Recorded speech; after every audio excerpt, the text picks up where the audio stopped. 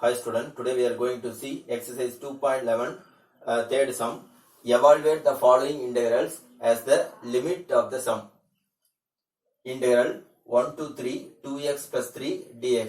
இதை வந்து limit of the sum use பண்ணி தான் சால்வ் பண்ணணும். டைரக்டா இன்டகிரேட் பண்ணக்கூடாது. இன்டகிரேட் பண்ணா சம் தப்பாயிரும். limit of the sum use பண்ணணும். So limit of the sum formula என்ன அப்படின்னா integral a to b f of x dx is equal to limit n tends to infinity h tends to 0 summation r is equal to 1 to n h f of a plus rh.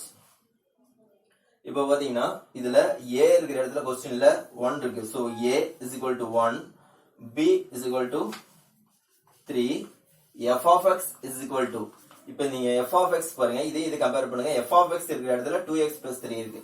அப்ப f of x இருக்கிற இடத்துல 2x plus 3, f of x is equal to 2x plus 3. இதுல h வந்து formula இருக்கு. h is equal to b minus a by n, where b is equal to 3 minus a is equal to 1 divided by n. So 3 minus 1 by n, 2 by n. So அப்ப h is equal to 2 by n. அப்ப integral 1 to 3 2x plus 3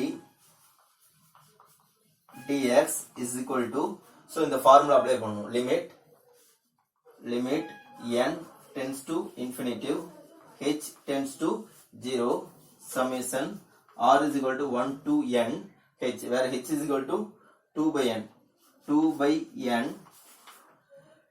f of a plus rh. அப்ப f of a plus rh, where a is equal to 1 plus r வந்து r தான், h is equal to 2 by n. அப்ப r into 2 by n. அப்ப limit n tends to infinity h tends to 0 summation r is equal to 1 to n 2 by n. இது வந்து f of x மாதிரி இருக்கு. f of x, அப்ப f of x னா f of x is equal to என்ன? f of x is equal to 2x plus 3 ஆ. அப்ப இங்க x இருக்கிற இடத்துல கம்பேர் பண்ணுங்க. f of x இருக்கு, இங்க f of இந்த டேர்ம் இருக்கு. அப்ப x இருக்கிற இடத்துல இந்த 1 plus 2r by n இருக்கு. பாருங்க, f of x is equal to 2x plus 3. ஆனா இங்க f of x இருக்கிற இடத்துல என்ன இருக்குன்னா 1 plus இது வந்து r into 2r by n. அப்ப 2r by n. அப்ப x இருக்கிற இடத்துல 1 plus 2r by n apply பண்ணனும். அப்ப இங்க 2 இருக்கு, 2 x இருக்கிற இடத்துல 1 plus 2r by n, 1 plus 2r by n எழுதியாச்சு, plus 3. அப்ப 1 plus 2r by n plus 3. அப்ப இங்க என்ன பண்ணலாம், இத மல்டிப்ளை பண்ணுங்க. மல்டிப்ளை பண்ணா 2 plus 2 into 2r 4r by n plus 3 ன்னு எழுதலாம். அப்ப 2 plus 4r by n plus 3. So 2 plus 4r plus by n plus 3 ங்கிறது 2 plus 3 5. அப்ப எப்படி எழுதலாம் அப்படின்னா the 2 by n, the whole value இருக்கிற இடத்துல 2 plus 3 5. அப்ப 5 plus 4r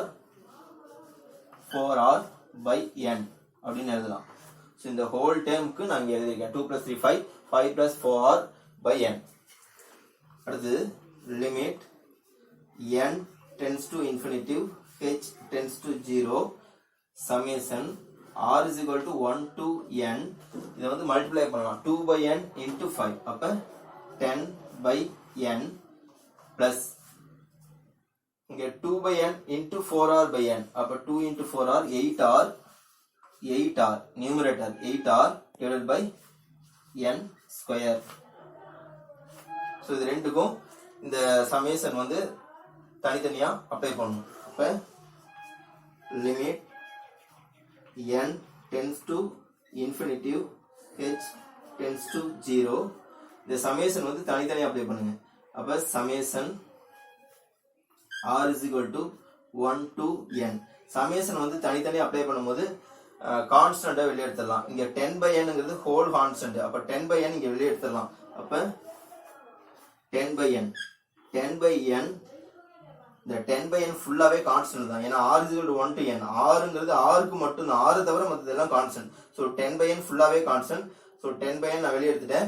summation r is equal to 1 to n. இங்க 10 by n ஃபுல்லா வெளிய எடுத்தனால இது என்ன ஆயிரும் 1 பிளஸ் மறுபடியும் சமேஷன் அப்ளை பண்ணுங்க.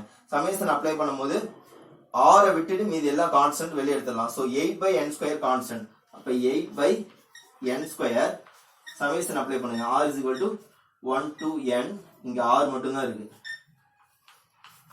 Close bracket. பாருங்க 10 by n கான்ஸ்டன்ட் வெளிய எடுத்தாச்சு. சமேஷன் உள்ள அப்ளை பண்றோம். Summation r is equal to 1 to n. இங்க 10 by n ஃபுல்லா வெளிய எடுத்தா 1 வரும். பிளஸ் இங்க 8 by n ஸ்கொயர் கான்ஸ்டன்ட் வெளிய எடுத்துட்டேன். சமேஷன் அப்ளை பண்ணா summation r is equal to 1 to n r.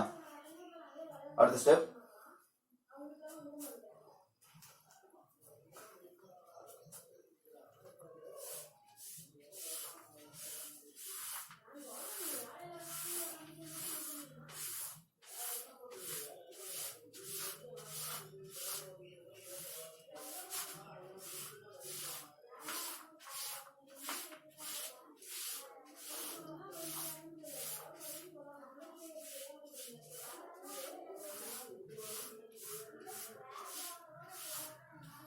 So பாருங்க limit n tends to infinitive.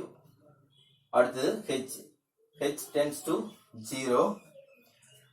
10 by n 10 by n summation r is equal to 1 to n 1. summation 1 already நான் சொல்லியிருக்கேன். summation 1 is equal to என்ன? summation 1 is equal to n. summation 1 is equal to n. summation r is equal to summation r is equal to n into n plus 1 by 2. first sumல clear சொல்லியிருக்கேன். summation r n க்கு வந்து 1 கொடுக்கும்போது 1 plus 2 plus 3 plus etc n வரும். இங்க வந்து 1 plus 2 plus 3 plus etc n. அப்ப sum of natural number formula n into n plus 1 by 2. இங்க வந்து summation 1 இருக்கு. summation 1 னா என்ன அர்த்தம்? 1 plus 1 plus 1 plus up to n times. so n வரும். summation 1ங்கிறது n. so அதனோட வேல்யூ அப்ளை பண்ண போறோம். அப்ப summation 1 இருக்கிற இடத்துல n. அடுத்து plus 8 by n square summation r வந்து ஆல்ரெடி சொல்லியிருக்கோம். n into n plus 1 by 2. Close the bracket. summation r இருக்கிற இடத்துல natural number n into n plus 1 by 2. so இங்க வந்து n கேன்சல் ஆயிரும். இங்க வந்து ஒரு n இந்த ஒரு n கேன்சல் ஆயிரும். இங்க 1 2s are 2 4 2s are 8. so அப்ப limit n tends to infinitive h tends to 0. இங்க வந்து 10 இருக்கு. 10 plus இங்க வந்து 4 by n இருக்கு. 4 by n. இந்த n plus 1 இருக்கு. so n plus 1ல இருந்து நான் n வெளிய எடுக்கிறேன். so n plus 1ல இருந்து n வெளிய எடுத்தா என்ன வரும் அப்படின்னா 1 plus 1 by n வரும். ஓகேங்களா? இந்த n plus 1 வந்தா n இருந்து n வெளிய எடுத்தாச்சு. n வெளிய எடுத்தா ரிமைனிங் 1 இருக்கும். 1 plus இங்க n வெளிய எடுத்தாச்சு. so n வெளிய எடுத்தா 1 by n. so மல்டிப்ளை பண்ணி பாத்தீங்கன்னா இந்த ஆன்சர் வரும். அப்ப இங்க n கேன்சல் ஆயிரும். so இப்ப லிமிட் அப்ளை பண்ணுங்க. இன்னொரு ஸ்டெப் என்ன எழுதலாம்? Limit n tends to infinitive h tends to 0. 10 plus இங்க 4 இருக்கு. 4 of 1 plus 1 by n. இப்போ வந்து லிமிட் அப்ளை பண்ணனும். இங்க h வந்து இல்ல, அதனால அப்ளை பண்ண தேவையில்லை. n க்கு மட்டும் இன்ஃபினிட்டி அப்ளை பண்ணனும். அப்ப இன்ஃபினிட்டி அப்ளை பண்ணா 10 plus 4 of 1 plus 1 by n tends to infinitive.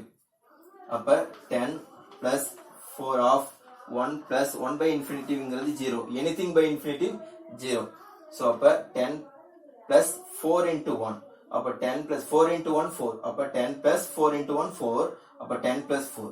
அப்ப 14. so 14 the answer. இது எதனோட ஆன்சர்?